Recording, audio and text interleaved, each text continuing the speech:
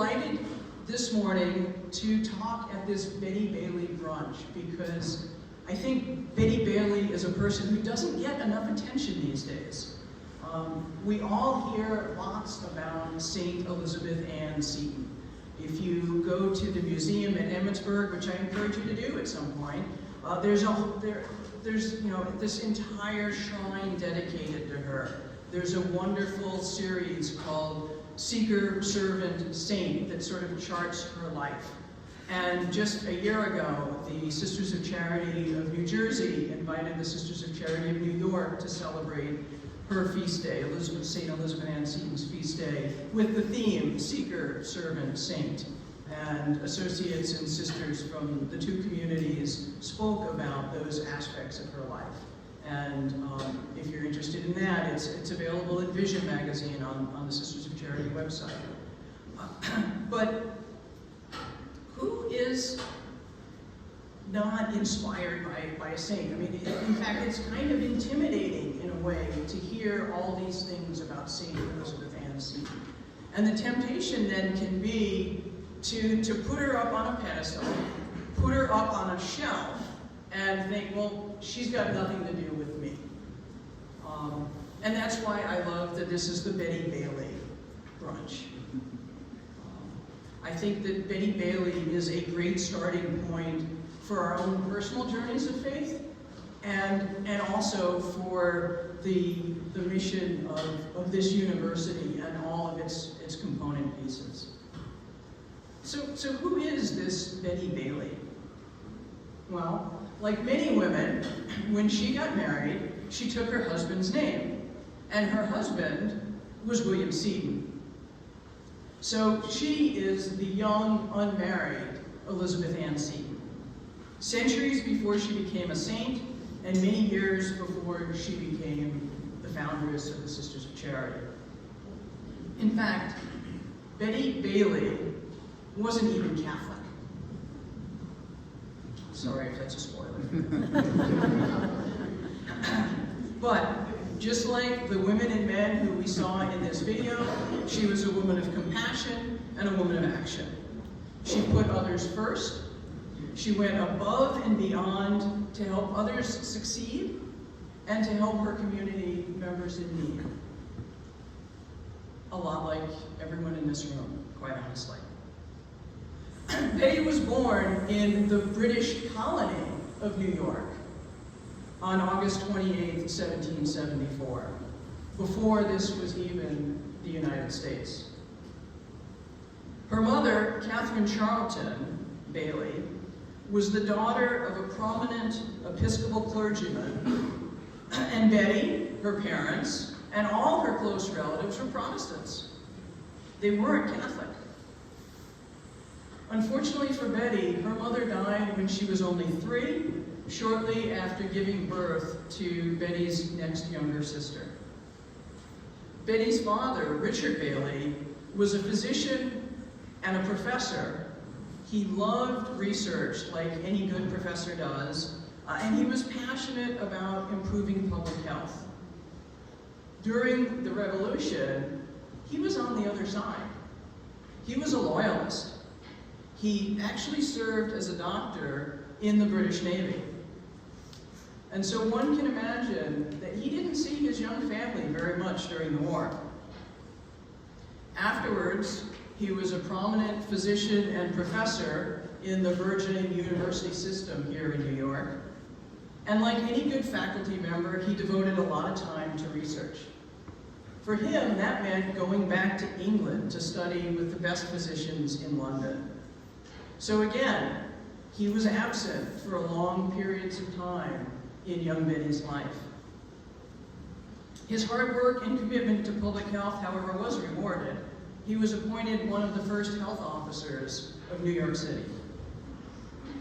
But you can imagine that was small comfort to the young Betty, who really didn't get to see her father very much at all growing up. And as I said, her mother died when she was only 3, and like many men of that time and even today, her father remarried. And as you might imagine that happens today, Betty didn't get along with her new stepmother. And to make matters worse, Betty's younger sister, the one who her mother died shortly after giving birth to, Betty's younger sister died when Betty was only 6.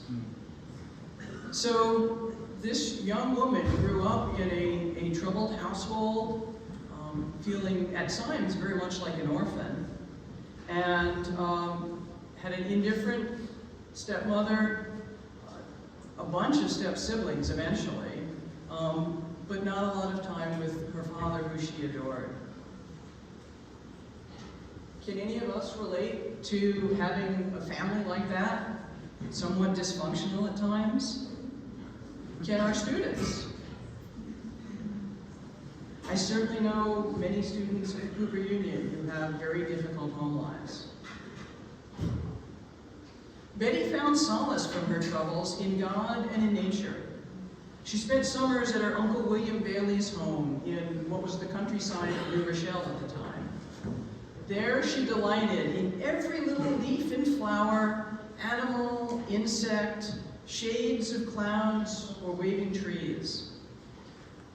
These objects in nature became objects of vacant, unconnected thoughts of God and heaven. And we have evidence that she found comfort in her Bible.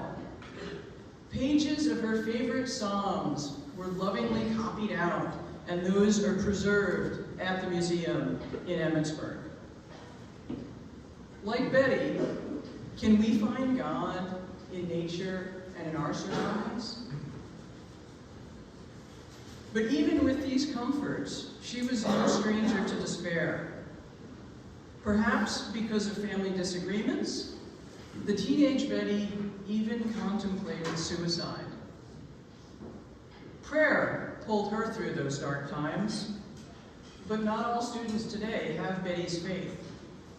How can we all here help students who struggle with depression, mental illness, or even thoughts of suicide? And I'm so grateful that many staff members are here, because in my experience, students are often more open with staff members than they are with their own faculty. As was customary in the early days of our country, Betty married at a young age. She was only 19. She married for love. She adored her husband, William Seton, and together they had 5 children.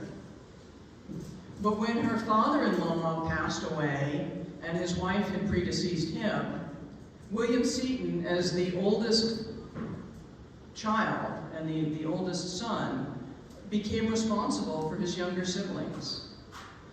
They all moved in. So Betty was now mother to her own children and 6 of William's step-brothers and sisters. How many of our students are also caring for young siblings at home? Again, I know students at Cooper Union sometimes struggle juggling classes and work and caring for young siblings. Fortunately, though, Betty Bayley was really well educated, especially for women in that time. She was fluent in French, she was gifted in English, and quite proficient in mathematics, and a musician herself. In addition to teaching her own children, she spent numerous hours helping her husband with his business correspondence, and in the evenings, she and William would entertain each other and their children by playing the piano and violin. Her education gave her the credentials to open a school to support herself after her husband passed away, and later to found the schools for which this congregation is now famous. And when she was in the process of founding the Sisters of Charity, she was given the role of the Daughters of Charity, a congregation in France founded by Louise de Marillac and St. Vincent de Paul. And of course, those documents were written in French, which she then translated and adapted for her American congregation. Betty was certainly a woman of action. She wrote once to a friend of hers, "God has given me a great deal to do, and I have always, and hope always, to to prefer his will to every wish of my own. On top of raising her children and helping her husband with his business, she felt called to serve the poor in her community. She participated in what was called the Widows' Society in New York. This was a charitable institute founded by a prominent Protestant Scotswoman, Mrs. Isabella Graham, to provide aid to widows and orphans. Because remember, at that time, there were no social service organizations run by the government or really any kind of structured welfare system. The women from this society would visit widows, assess their needs, and provide moral and material support. You could think of it as kind of a Protestant St. Vincent de Paul society. As a busy young wife and mother, Betty's participation in this society shows that the seeds of service were evident in her life from a very young age. So I offered that this young woman, Betty Bayley, not yet a Catholic, not yet a woman religious, and certainly not yet a canonized saint, is very much a person like us. As we saw in the video, it started with her, and it continues with us. Let's live it forward. Thank you.